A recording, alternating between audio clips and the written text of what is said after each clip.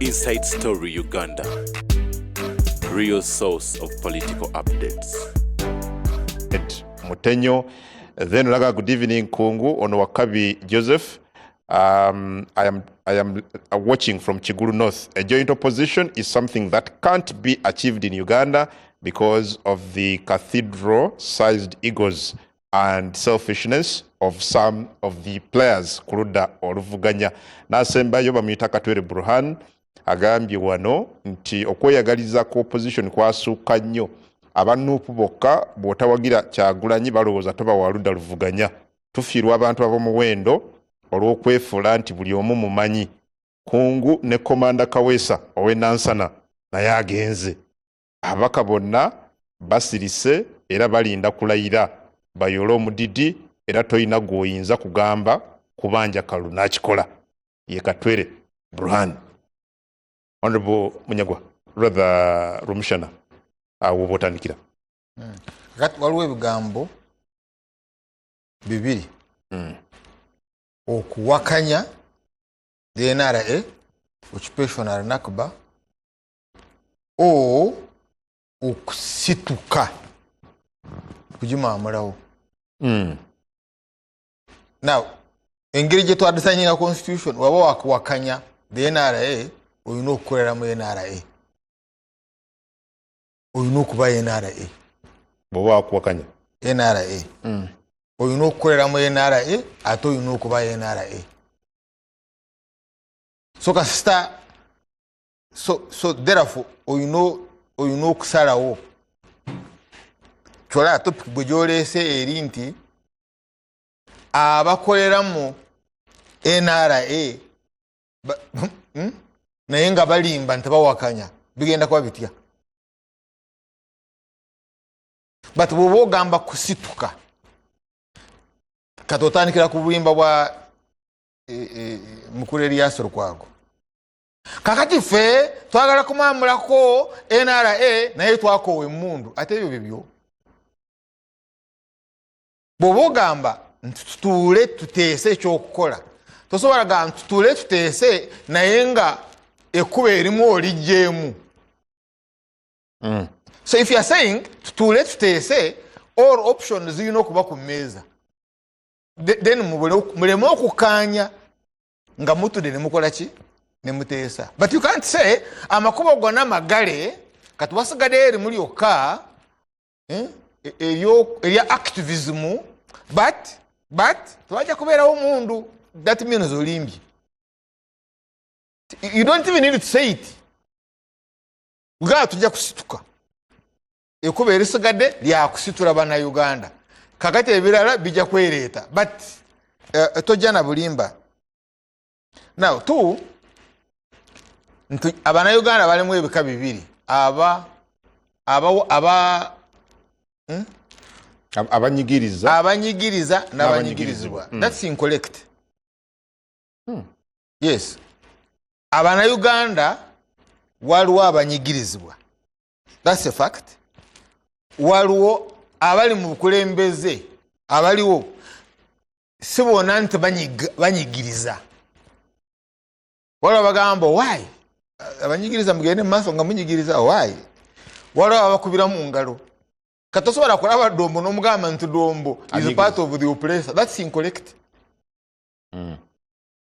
Eye wrong analysis chobalaba bagoba abalala. Nyinza okulaba anyigiriza n'ensirika.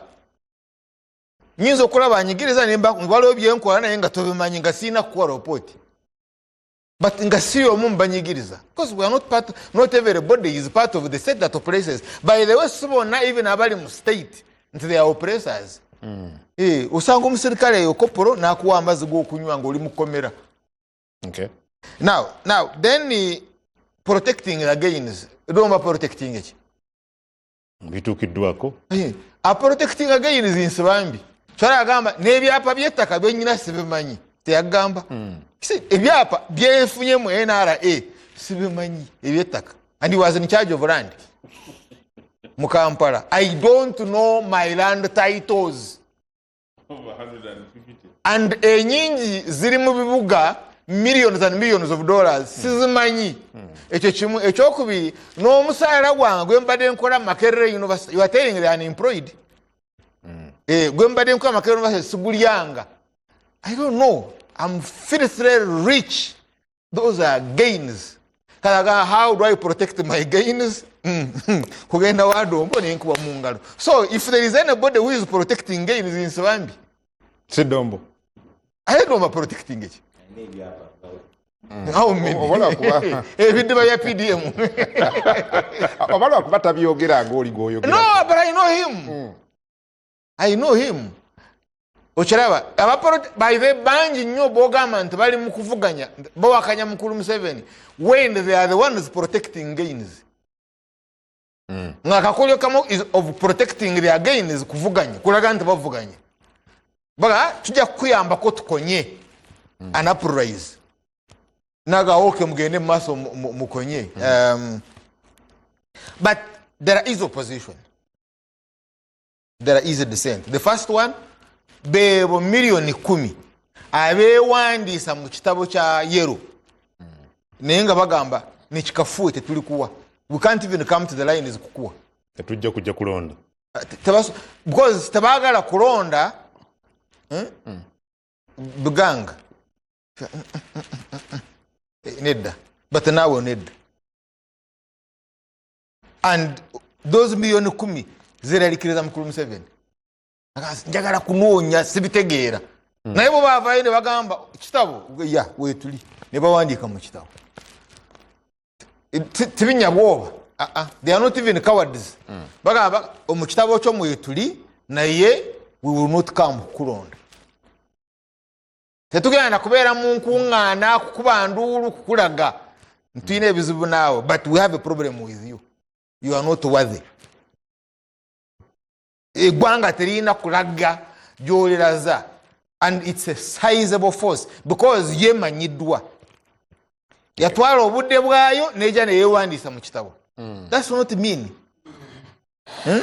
singa yajja neronda side ndala what would it have been like naye bano bonna tebasaanidde but naawe tokoze eki tosaanidde then newabeerawo millions endala ezigamba 2 plus ezigamba ndebweba egutiya what do you call egutiya in Uganda kutiya nebweba egutiya nebweba egutiya kasite egutiya egamba nedda tugenda kugiraga tuli nawe tujja kutukubera mu ngalo in other words at the level of anger and buchayi nebwoleeta embuzi n'ojambaza gamba akyekyo kati eyo Nsibambi gyafunira shoka nabo amasanyalaze gange sibitegeera many actually don't understand this right now then kati wamala okufuna ekyo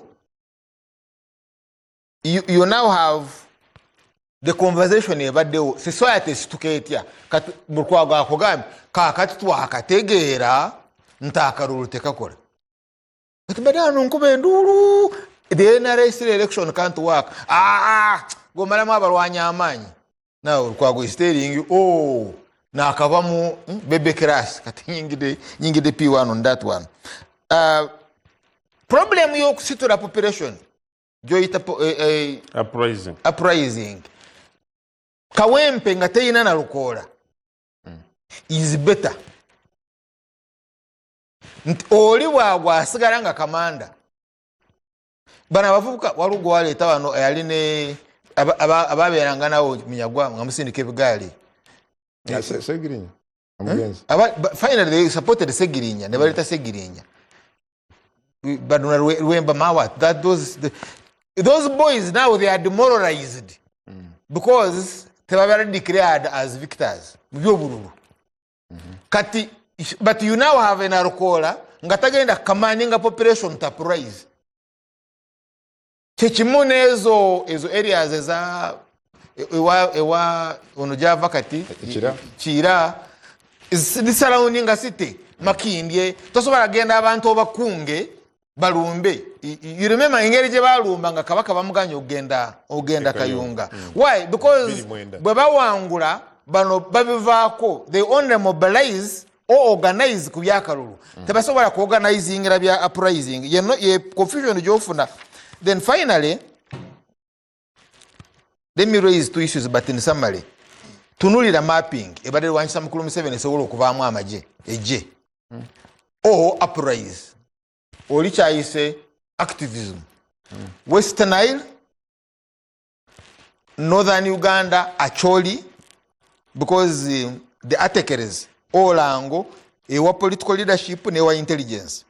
And then TESO, UPA, Uganda People's Army, Biapito Tai, Special Forces, Ogore Neverala, eyo ground eyo yonna.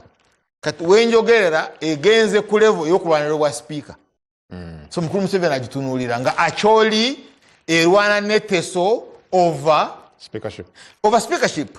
It's not Acholi UNRA, Tito Kero Lutwa, Basilio Lalo Kero, Neogola, Babombinga Museveni Ruweru. Kati tebachayina ku buyinza balwanira wa speaker. In other words, mapping has changed. That's why you see Besigye yawangula Acholi nga tajimanyi.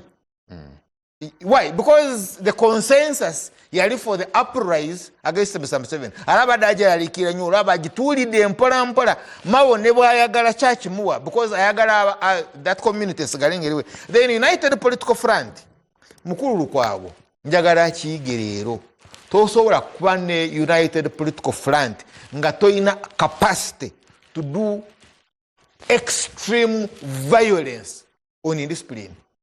On? Indiscipline. Yes, United Political Front kitegera bweketuna kanya kino okukolebwa.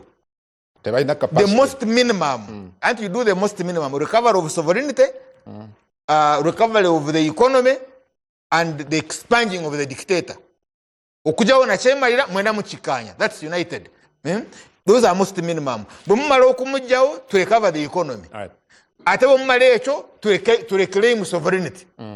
Kati bumumala okubikanya chobola mugaza tosobola kuvaayo ng'oli wa oyinayo Islamic Jihad, oyinayo Hamas, bwe mumala okukanya kulwanyisa Israeli, the occupation force, gwe tosobola kuvaayo n'ogamba I want to do it my way, you die.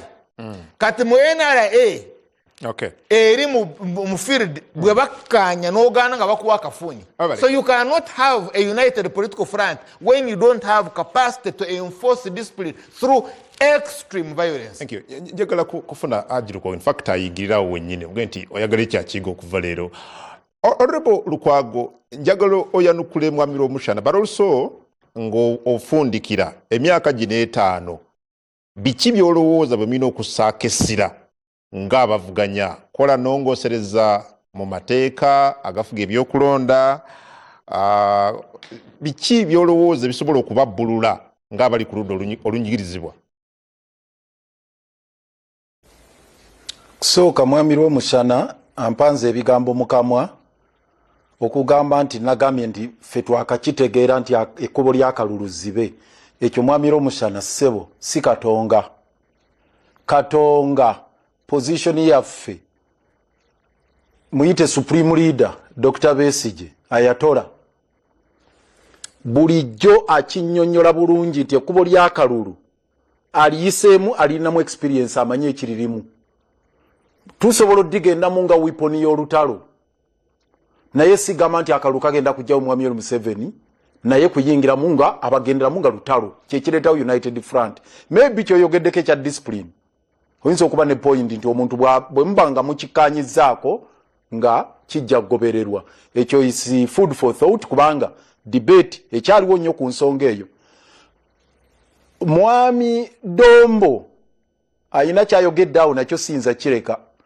Agenze n'agamba nti abantu b'e Kampala mbwe eddoboozi lyabwe lyayogedde. Omulaba nga yenna n'essanyu lingi ayogera okuva akaluluko bwa Lord Mayor bwe kaggwa. Mwami Dombo y'omu ku basinga okubeera abasanyufu ku byakavaamu. Omulala ye mwami Kyofa Togabye naye musanyufu nnyo era asiiba ayogera Lukwago twamuwangula gy'oli nti mwami Kyofa Togabye ye yawangula. Muhoozi naye n'atwitinga nga musanyufu nnyo General Muhoozi nti Lukwago kavudde Kampala buli kimu kyonna ekyesiba bagenda kitambuza kaakati. Ne Namyalo n'abalala kifaananyi kikulaga ki mwami Dombo kyoleeta ekyo. n'ekirala era kyewiteekeddwa okumanya mwami Dombo eddoboozi lya Kampala njagala okakasa abalonzi wano bannayuganda nti ddala bannakampala be baleese ba MP basatu aba NRM mukati kuba MP 10 NRM erinako basatu ekyo nga kyavudde luddawo. Ekyokubiri Makindye division bajjamba opponent 11 basobole okuyisaamu owe NRM mukati NRM erina bammeeya babiri ku magombolola 5 luddawo. Amagombolola gonna 5 mu Kampala ba majority ba kansala be NRM yesinga mu bakansa gonna 5 tewaliwo nti oba opposition yerina abasinga bonna magombolola 5 majority be NRM nenangirira gye babalangirira wali ku Tale Center ogimanyi kawabe ku stay wall bagamba nti bakansala ba opposition bali 18 abe NRM bali 16 nga kiri luddawo ekyo.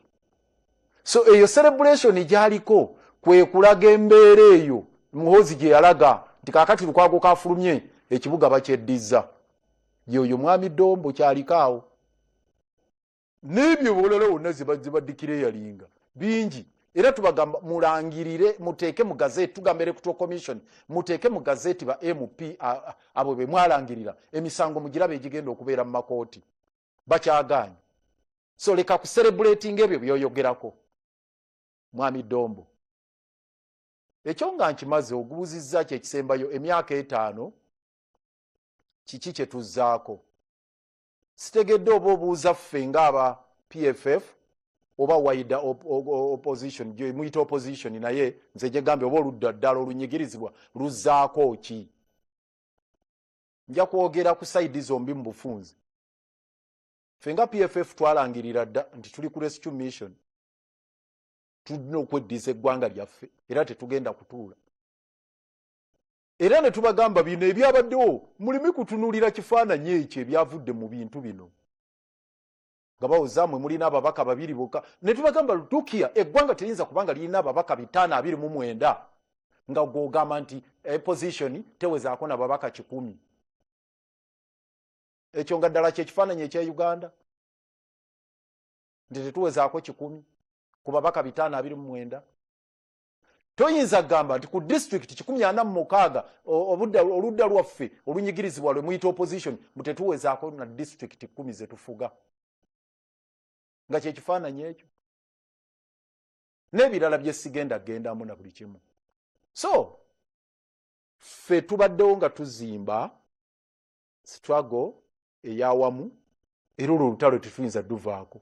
Mukama waffe Dr. Kiza Besigye gyali eruzira n'abalala abalwanyi era tulwana tubajjeyo nga tetweyawuddemu yadde mulimu abaagala otutemaatemamu n'abaagala otulaba obubi ffe ebyo tebituyigula ttama olina bwakwogerera ebiringa ettaka kyova olaba nti olwaleero eruzira Dr. Besigye n'aba NUP bali wamu bwe bati ne bwe twabadde ffe tugenda okusaba wali mu gundi erubaga gye baatulemesezza okusaba nga tugamba tusabire wamu nga tugendera wamu yadde tulina bannaffe abatakkiriziganya n'approach eyo ey'okukolera wamu naye ffe tugamba nti embeera oba oyagala oba toyagala etukaka kubeera nga tuzimba common front era olwo olutalo ffe tukyalulwemeddeko olw'okugamba nti bannayuganda balina okubeera united mu struggle eno naye ebyembi kakati mulimu abali ku agenda eya Mwami Yoweri Museveni kakati ye bwateekawo dialogue ne mu debating eyo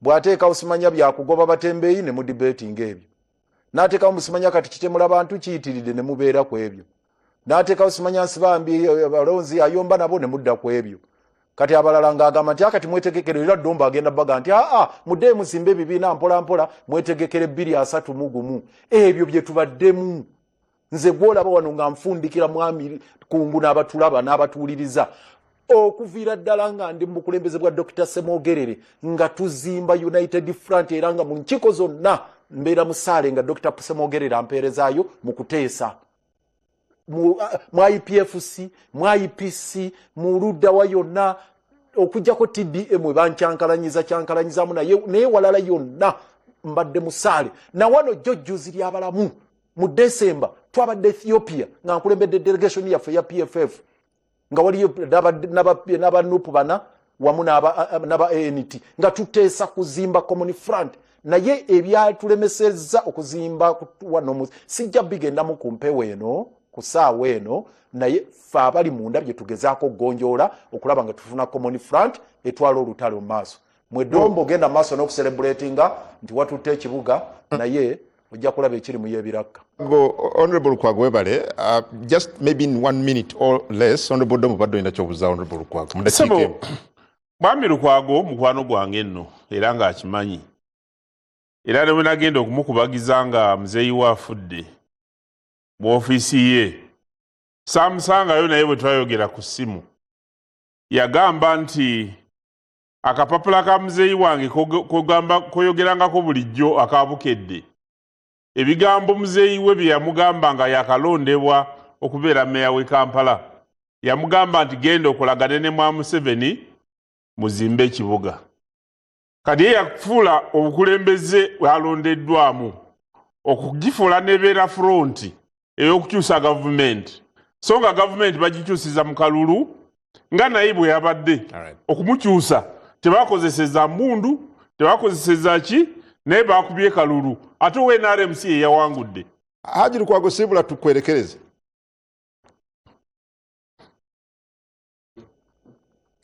Njagala okwebaza abatulaba akaseera kano njagala bannayuganda mumanye ekigambo kimu kyokka bwe kiti nti wano mu Uganda teuli kuvuganya tuli mu lutalo waliwo abalwanyisa abantu naffe abantu tulina kwerwana muleme kwetematemamu ng'olaba nti Lukwago oba wa PFF oba oli wa Mbuleera simanyi ono wa kibiina kino n'otandika okunyiiga n'okola n'oyogera bino obalaba mu social media ddala abavubuka mmwe njagala obbagamba bassebo ne bannyabo ate mujja kubiraba abavubuka mmwe maaso awo nga mulaba ensobi wakola emabega eno noga I wish twala eddoboozi lya musajja mukulu Lukwago nkubuulira va mu kwetematema olw'ekkala ate manya nti olutalo lwe tulina lugazi nnyo okusinga ebibiina bye tulimu.